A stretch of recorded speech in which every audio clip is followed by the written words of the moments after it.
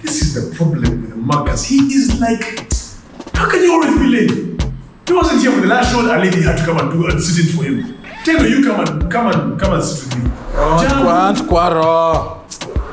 with you guys. You know, guys, like a chicken that time of the month. Just borrowing all the time. What? You just but you bring the beer. Yeah, it's okay. I know. For this bill, Marcus. Come on, man. You can't make a bit like this for you. You're like that. You're like. Come and give you a hug. Don't touch me. Don't touch me. Don't touch me. Let me give you a hug. Don't touch me, Marcus. Put the beer and go away. Foolish man. You missed me, I can tell. I can tell. You missed me. No, man. Guy, how are you? Marcus, you're always late. I've missed you. I've missed you too. You're not there. I've missed you. Did you like my hat? I've missed you too. I give it to you. You shut up. Okay. No.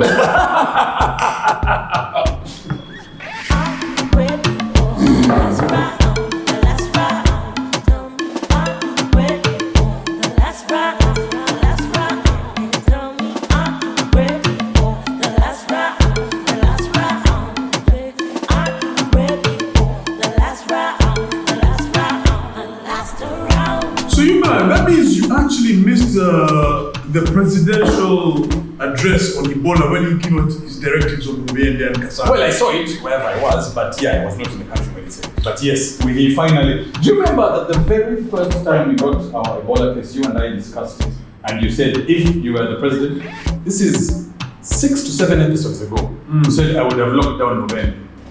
I did say that, didn't I? He remembers. Well done. And he's following my advice now, much later. It's a bit late, but he listens to you guys. You know, I should become one of those highly paid presidential advisors. They're not paid well. Contrary to popular belief, they're not paid well. But you can be a presidential advisor. Sincerely. From the last round. And I think it was about time. It was actually a bit late. A bit late. I guess he figured we could contain it, so there was no need to, but I think from the way things were going, it was the right thing to do. It was the right thing. Presidential directive, that was on the 15th of October. Movements into and out of Mubende and Kasana district. Curfew starting at 7 p.m. 7 p.m. 6 a.m. I remember the curfew we used to be under. That's the one they're on. The one that you were always breaking. No, I was an essential worker, please. Working hard for this country. Essentially working. Essentially working. Vehicles not permitted, public transport. Although, yeah, it's basically lockdown. Borders. You know, I'm told they've arrested like 200 or so. Impounded. You know, border guys think they're above the law. They impounded the bikes. Pound the bike. Vehicles. Of course, for them, they think it's still a joke. Yeah. Ebola is not serious. Yet we have over what, 40? Dude, I've lost count. All I know is that the numbers keep going up. Yeah. To be honest with you, I've lost count. And there was another one he put here, schools remain open because you've got UC exams, schools have to remain open. You cannot have students lagging again after 2 years of COVID. Do you think that he should have closed schools also? I mean, since you want to be presidential advisor on matters that affect the country. I think they remain open until the first case may be in a school. Then you shut down. And as you close at only one case, or do you wait to like 5? No. The very first case that you have in school. You funga everything. Funga. Another one, vehicles are not permitted to move, cargo vehicles, vehicles supporting the response, essential workers like yourself, cargo trucks with only a driver and a turnboy. What else did he put? All burials will be conducted. Basically, he has gone and corrected COVID regulations and done the same thing. Copy paste. I mean, it's spread through contact. So the same rules apply, ideally. This is true. Yeah. But what I don't understand is, you've locked them down, Kasana, Mubende, and those other places, you've locked them down, but guys are now, they've got, it all comes down again to this. We can't work, so we can't feed our families. Border guys were saying we can't feed our families. There is nobody moving around, we are locked down. Ease up. Do you think that the COVID restrictions, when they happened, saved lives? I think they did. So why are you questioning it? Those who lost their businesses in the time of COVID, if you are Are they able to recover now? fair enough. If you are going to lock down as you did in COVID, are you also going to give the individuals who are locked down in Mubende and Kasane, etc., are you going to give them A stipend like they did? Are you going to give them a stipend? Are you going to give them beans? Well, the thing is, there is curfew from 6 p.m. to 7 a.m. Yes. The other way around, 7 p.m. to 6 a.m. 6 a.m. But the assumption is that you can move during the day, just within Mubende. You can't leave Mubende, you can go to other towns, you can work within Mubende in the daytime. Which is ideal when you make your money. But the borders can't. They cannot be working at all. But the border has been shut down completely. Yes. Public transport has been shut down. If COVID taught you nothing, so you must have another. So again, should some people get some kind of stipend, some kind of food to support their families? I don't think so, because if COVID taught us one thing, you cannot have one source of income. Aye, but some people do. Some people are not. So COVID taught you nothing? Listen, Marcus, not everybody is able to have more than one source of income. Sell tomatoes. Marcus, please. You are talking from a privileged standpoint. How? I don't own a tomato farm. No, but you're talking as if, can't you do this? Can't you do that? Some people can't. Learn how to cut nails. Contact. It's a through with contact. hands and mouth and the gloves. You're being very Anyway, I don't know. I'm just thinking that really COVID, the one thing COVID allowed us to do is think outside the box.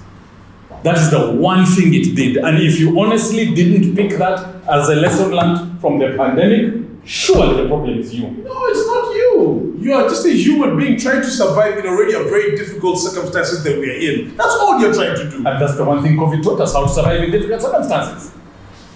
Anyway, I don't think it's fair for some people to be locked down completely while others are not, and you're not giving them some kind of help. All I'm saying is assist them through this period. Give them push. Yeah, give them. That makes them completely lazy. Marcus. They're already lazy. Now you make them lazier by saying, I'll feed you. Gaetano. That's our biggest problem in this country. I used to be given stuff. Given? Yeah. Given? Everything. Because first of all, we are... Anyway, I'm not going to get into that fight. I'm not going to get into it. No, I don't. Because now Let's talk about something else. I'm going to send you a tweet and then you see you arrest me for computer misuse law. That's the one I saw when I was away. Gaetano is mean. Because you have been arrested for computer misuse law. But your brother-in-law Muhammad in Senegal with that computer misuse bill. But me, I like it. Don't you? I don't like it. Why? Let's take a look at what the computer misuse is. An amendment. Gaetano, you don't like it? No. I honestly don't like it. Alright, okay. So the president signed it September 8th. That's very recently. And the bill is basically to enhance the provisions, because there was already there are already laws there.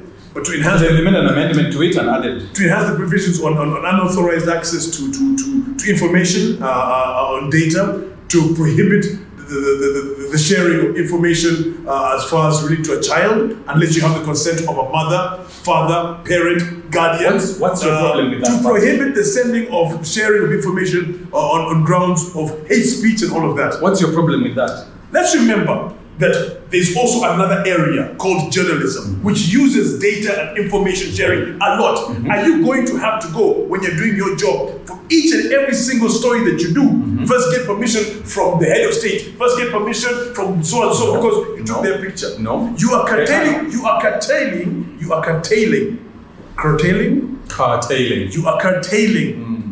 People. Not tailing a car. Not car tailing. Curtailing. You're curtailing. You're not following a car behind. Yes, okay, so you're curtailing. You're curtailing people's livelihood by these laws. Because it's so vague. Which people? You got journalists in there, for Christ's sakes. Who, this is what they do. So let me explain this to you. And I will say this to you as a journalist myself. Like the profession of medicine that has an ethics element to it, the profession of journalism has one too. The profession of journalism dictates that you must be factual in the information that you provide.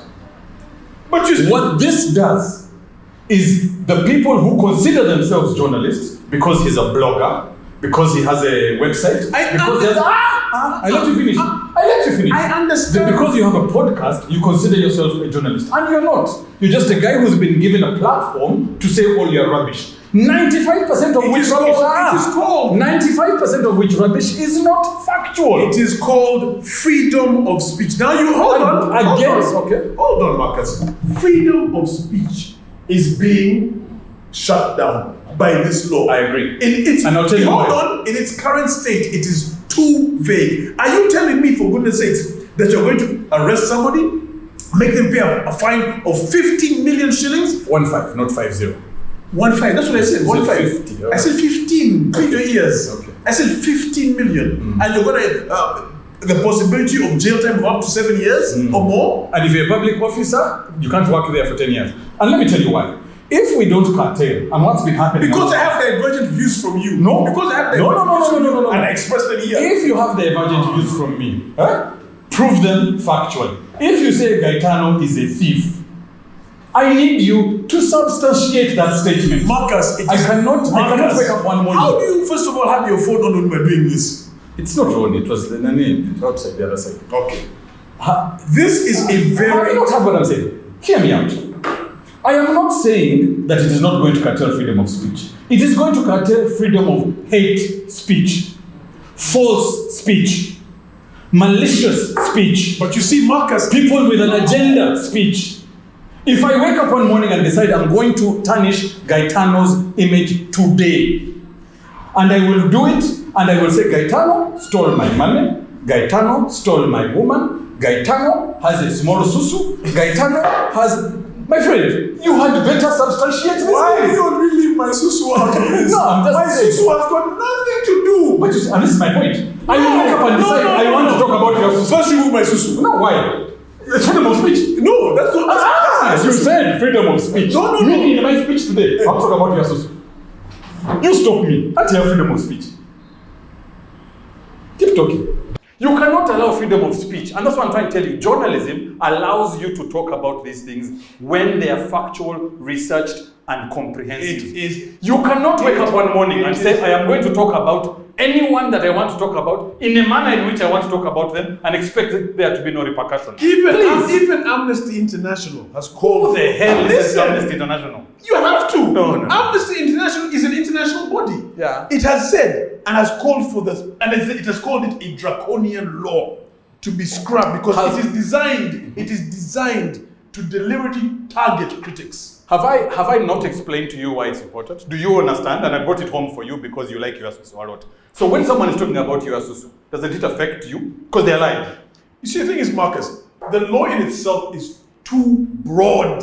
And this is what it is too broad. I understand, hold on. I understand the genesis of the law. And why it should be. I get it. But the way it is written right now, you're going to have so many people being thrown in or being accused of breaking the law because it is too broad. So here's the thing. The thing about breaking the law is this. Can you substantiate your statements? No, it's as simple as that. Clean the amendment. No. Listen, I'm telling you how it's cleaned.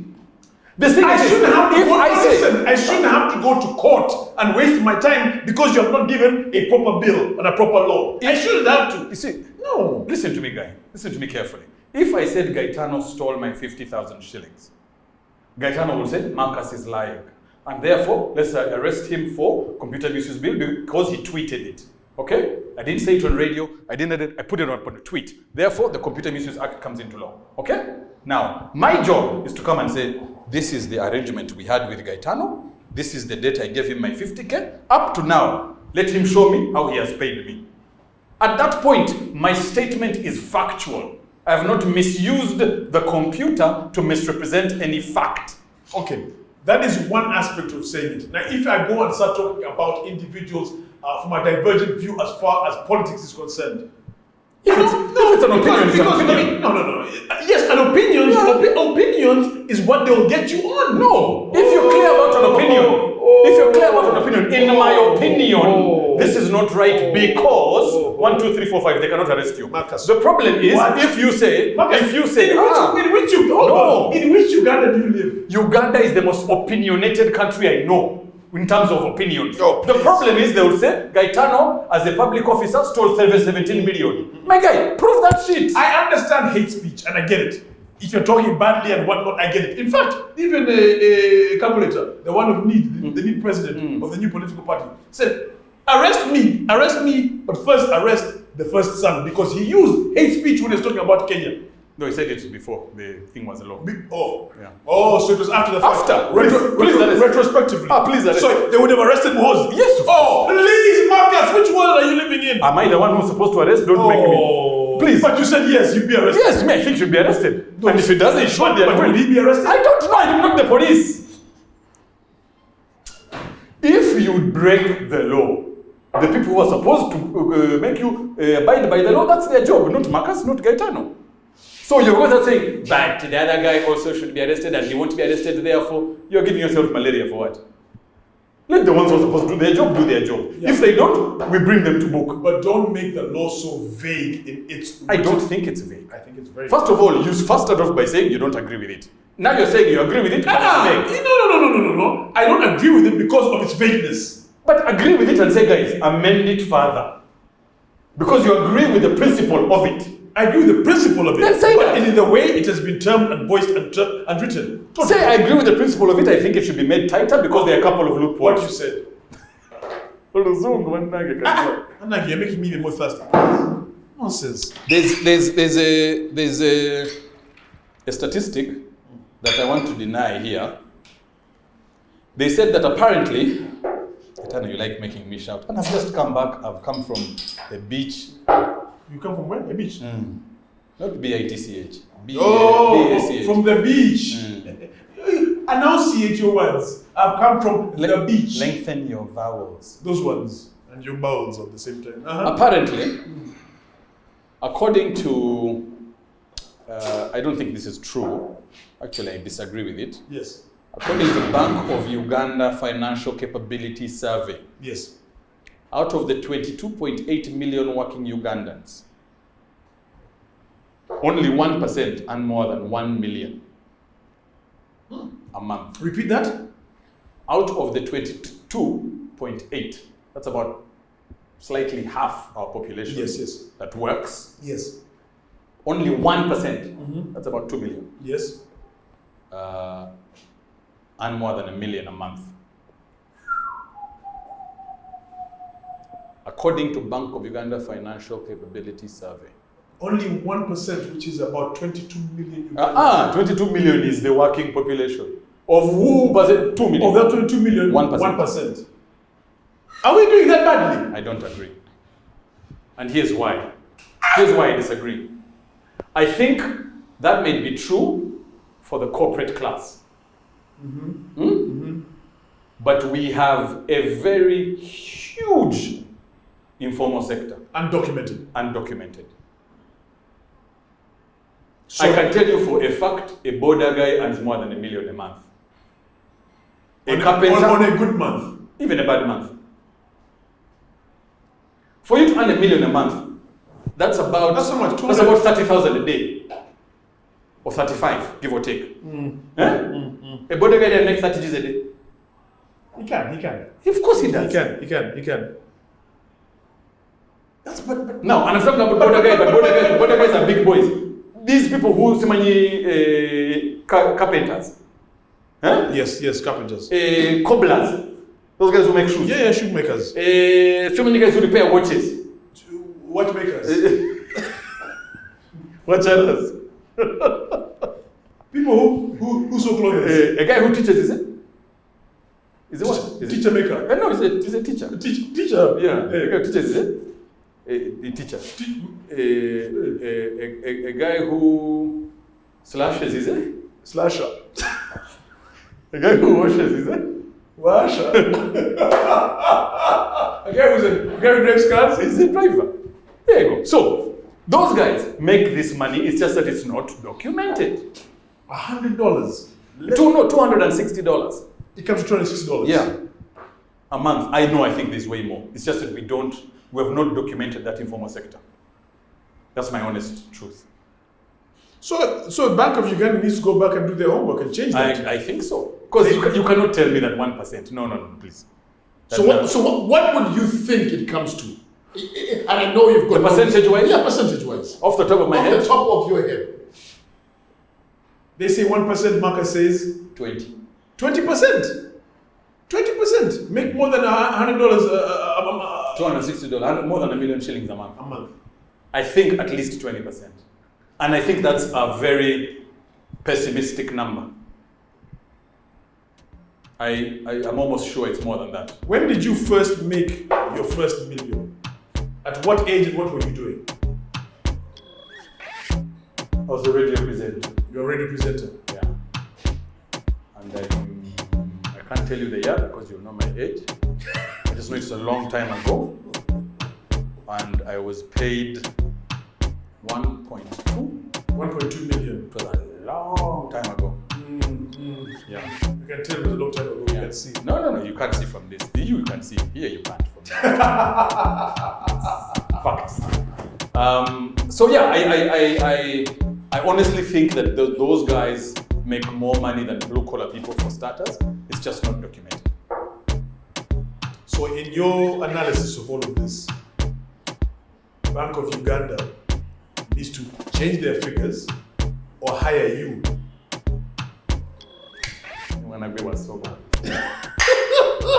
Presidential advisor on Ebola? Yes. Bank of Uganda analyst.